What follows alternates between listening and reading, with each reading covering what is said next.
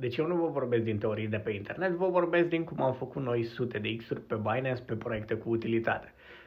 E normal ca oamenii care vorbesc de proiecte cu utilitate și n-au creștere de sute de X-uri să nu fi înțeles atât de în profunzime piața și dacă ar fi înțeles, ar fi avut și ei sute de X-uri pe altcoin-uri, da?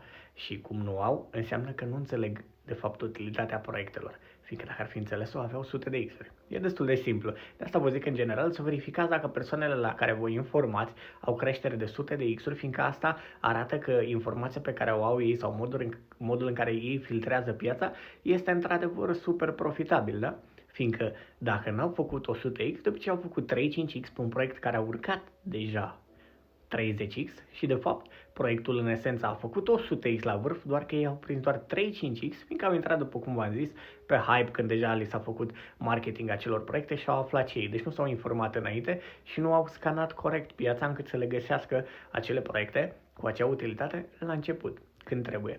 Deci noi ca și investitori asta facem pe CryptoCartel, investim de vreme în proiecte care au sens și există un raționament care pot face cele proiecte să urce extrem de tare, da? De asta vă așteptăm și pe voi pe crypto-cartel.com și de asta intrarea e $25.000, fiindcă suntem cu totul și cu totul alt nivel.